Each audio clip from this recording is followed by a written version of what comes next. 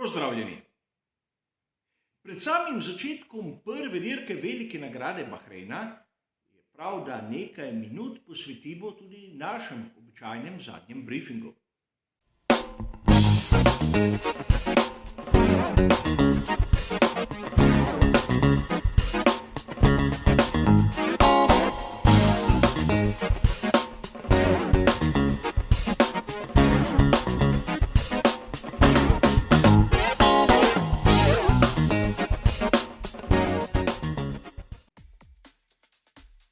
Kot običajno, tudi tokrat bo zadnji briefing razdeljen na tri posamezne enote.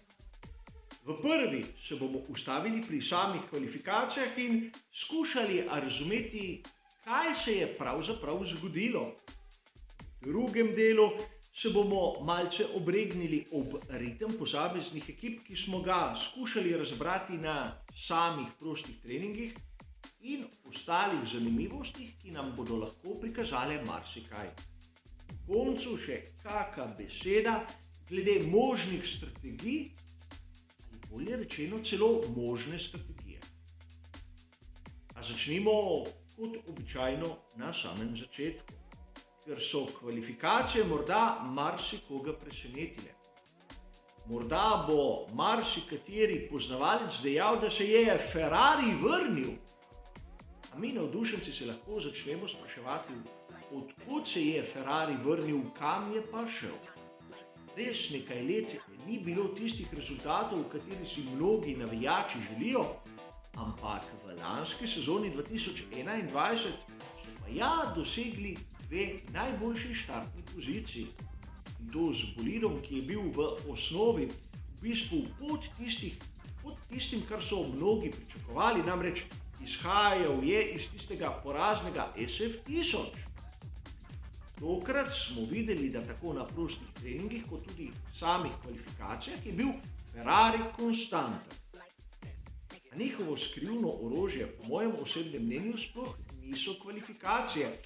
O tem se bomo pogovarjali v nadaljevanju. A da ne bomo tiste najbolj zanimive teme porabili takoj na začetku. Glejmo malce one, ki so nas razočarali.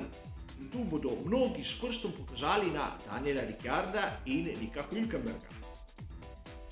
Rad bi vas spomnil, da v bistvu sta dva voznika imela podobno izhodišče. Daniel Ricciardo je preskočil celotni drugi del zimskih testiranj zaradi pozitivnega testa na COVID-19. Nico Hülkenberg je bil poklican tik pred zdajci, da je nadomestil Sebastiana Vettela, ki je prav tako zbolel za COVID-19. Torej, na začetku vikenda sta bila približno oba v podobni formi. To pomanjkanje izkušenj se je seveda odrazilo tudi na samih kvalifikacijah, kjer sta oba izpadla v prvem delu. Prav izkušnje so prišle do izraza tu v Shakiriju na samih kvalifikacijah, kjer smo na primer videli, da je bil Valtteri Bottas enkraten, kljub temu, da mnogi zopet poznavalci so pravili, kako v bistvu ne zna, ni sposoben, ni hiter. Je bil zmagovalec le zaradi tega, ker je imel na razpolago bolid ekipe Mercedes in podobne puhlice, ampak moštveni kolega Guan Yu Zhu še daleč ni dosegel takega časa. Po drugi strani, Zhu je novinec, njegova prva dirka in je nekako opravičljivo imeti tudi tak gromozanski zaostanek. Treba je biti pošteni. Takega gromozanskega zaostanka, kot ga je pokazal Mick Schumacher, ni pričakoval nihče. Kevin Magnussen je oni, ki je tik pred zdajci vskočil na izpraznjeno mesto v ekipi Haas. In takoj v prvi priložnosti postavil zadeve na svoje mesto. Namreč, ukolikor se spomnite, pred dnevi sem napravil poseben prispevek, kjer sem malce napovedoval podobno situacijo. Treba je poudariti, da Mick Schumacher ni novinec. Seveda ima na razpolago enako tehnično sredstvo kot Kevin Magnussen. In bistvu, vsaj tu na Shakirju na kvalifikacijah, ne dobim nobenega racionalnega izgovora, zakaj je bil tako, dovolite, pošastno čas. In isto zgodbo lahko ponovimo pri, seveda, Georgeu Russellu. Koliko člankov je bilo napisanem o tem, da bo George Russell dobesedno z levo roko premagal Lewisa Hamiltona, le da mu dajo v roke enak bolid. No, sedaj ga ima. In ko je šlo zares, na samih kvalifikacijah je bil sekundo počasnejši. Je koga to presenetilo? Seveda, vsak si lahko odgovori sam, ampak zavedajmo se nekaj. Lewis Hamilton ni bil zastonj 7-krat svetovni prvak z Mercedesom ali McLaren. Treba je poudariti tudi nekaj, pravi v trenutkih, ko ne gre vse kot po maslu, se verjetno pokaže tisti pravi karakter in pravi talent vsakega voznika. Vidimo sedaj k onim najboljšim. Videli smo, da Max Verstappen le ni toliko zaostajal za Charlesom Leclercem. Šlo je za malenkosti, ampak Ferrarija sta bila dobra v vseh pogledih in tu ni dvoma. A tu bi rad vključil še neko zanimivost, ki bo morda povedala, zakaj Mercedes pač ni bil tako hiter kot Ferrari in Red Bull. Na tem grafu lepo vidimo, da pri doseganju najvišjih hitrosti Mercedes ni bil kos svojim konkurentom. Čeprav je to rezultat iz drugega prostega treninga, lahko vidimo, da George Russell sploh ni bil tako hiter, kot bi lahko pričakovali. Je morda tu vzrok za slabšo formo Mercedesa? Ne vem. A zanimivo je videti, kako se zadeve lahko obrnejo od ene do druge sezone. Da, pri Mercedesu so tudi znižali končno hitrost, prav zaradi tega, da bi nekako omilili skakljanje, ampak nimam dovolj podatkov, da bi kaj takega sploh lahko trdil. A ne smemo spregledati tu enkratnega rezultata Carlosa Sainza mlajšega. Namreč razlika med njim in Charlesom Leclercem je, ampak je bistveno manjša od one, ki sem jo malce prej omenil, naprimer med Georgeom Russellom in Lewisom Hamiltonom. Razlika je tudi med seveda Maxom Verstappenom in Sergijem Perezem, kar seveda je bilo pričakovano, ampak v luči na jutrišnjo dirko bomo lahko rekli, da ima Ferrari dva močna voznika tam spredaj, medtem ko Red Bull le enega. Lewisu Hamiltonu bi lahko dejali, da bo skušal nekako omiliti situacijo, nekako zreducirati možno izgubo točk. Seveda, možno je, da bi lahko prišel tudi do zmagovalnega odra. A vkolikor mu to uspe, bo tudi rezultat neke vrste idealnega spleta na ključi. Moramo biti iskreni. 5. mesto sedaj v tem trenutku je res ona realna slika moči, ki jo lahko pokaže bolid tovarniške ekipe Mercedesa. Res lahko bi bili presenečeni nad formo, ki so jo pokazali pri Alfa Romeo F1 Team. Rad bi vas opozoril, da so imeli prav na začetku vikenda težavo z kontrolno elektroniko, prav na bolidu Valtterija Bottasa. Če me spomin ne vara, to ni prvič, da so pri Ferrariju na začetku sezone imeli podobne težave. Je bilo to samo na tem določenem elementu, ki se ne bo pojavil tudi pri ostalih, ali je to zgodba, ki se upam, da ne bo ponovila. A pojdimo raje k tistemu, ki zanima marsikoga izmed vas, k ritmu. In zakaj Ferrari v tem segmentu zna biti še kako konkurenčen? Kolikor pogledamo one standardne projekcije, bomo videli, da je res Red Bull malce hitrejši.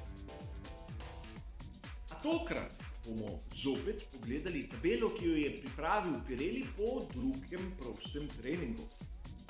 Rad bi poudaril zadevo, ki jo je mogoče marsikdo izmed vas spregledal.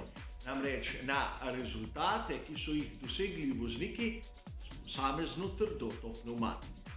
Vidimo lahko, da pri Ferrariju so na oni srednji in najtrši mešanici, seveda primerni za to dirko, izjemno hitri.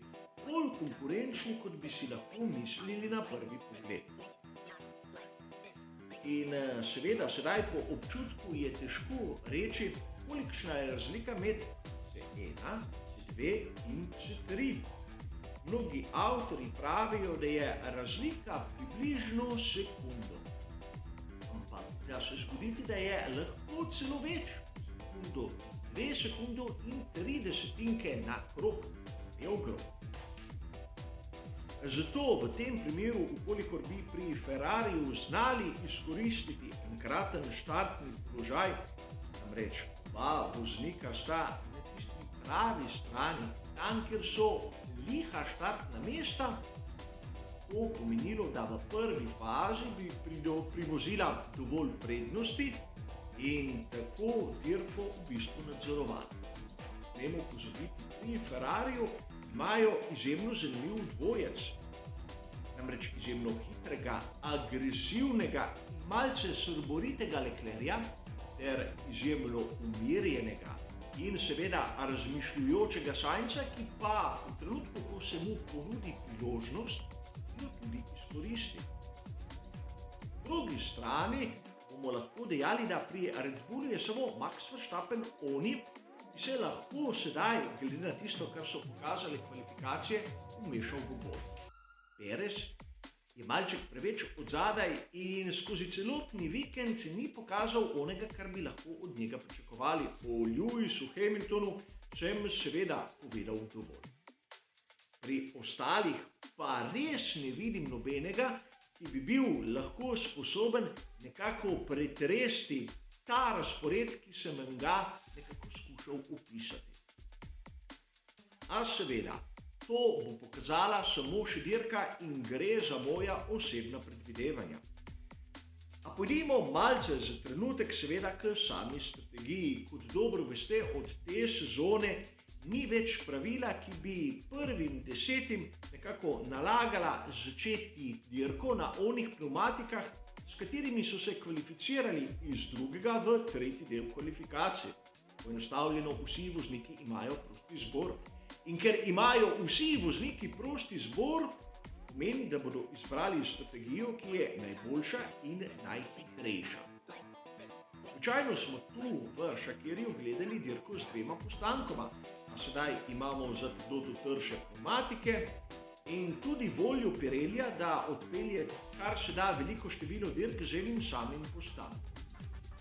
Zato bi lahko pričakovali v tem trenutku, da bodo v večini primerov vozniki izbrali ono srednjo mešanico za prvi del dirke in nato približno po odpeljanih 40% na 45% one določene razdalje šli na postanek ter do konca odpeljali na onih najtrših. Seveda, običajno sem v tem delu pripravil nek grafični prikaz mojih zamisli, kakšne bi lahko bile strategije. A verjemite, sedaj imam v mislih le to edino. Kolikor bi nekdo poskusil z 2 postankoma, ne vem, če bi bil dokaj uspešen, kajti res imel bi 2 dela dirke na onih, naprimer, najmehkejših pneumatikah, verjetno enega na srednjem, morda na najtrši mešanici pneumatika, ampak še zmeraj bi bil počasnejši. Ker bi nekdo začel dirko na trši pneumatiki, to pomenilo, da v prvi fazi bi bil toliko počasnejši, da bi ali zadrževal mnoge voznike za seboj, ali pa padel toliko v ozadje, da bi težko v finalu vse to nadoknadil. Seveda, moje osebno predvidevanje, ampak to je ena izmed tistih zanimivosti, ki nam jih Formula 1 daje. Tudi skušati predvideti tisto, kar je nekako povsem onih, ki se z strategijo ukvarjajo profesionalno v samih ekipah. Sem povedal, med mešanico C2 in C1 je približno sekunda, dobra sekunda na krog. In to zna biti odločilni faktor, zato dvomim, da bomo videli v bistvu časne postanke, kot smo jih gledali naprimer v lanski sezoni. A zopet gre za moje osebno predvidevanje. V komentarju, ki bo sledil jutrašnji dirki, bomo pogledali seveda, kaj je napovedal Pirelli, spomnili se bomo mojih osebnih besed iz tega prispevka in seveda na koncu vse to primerjali s tistim, kar se je zgodilo na sami progi. A do takrat nas čaka še dirka. Kar se tiče za danes, za prispevek, ki ga imenujemo zadnji briefing, pa to seveda vse. Hvala za vašo pozornost ter seveda nasvidenje.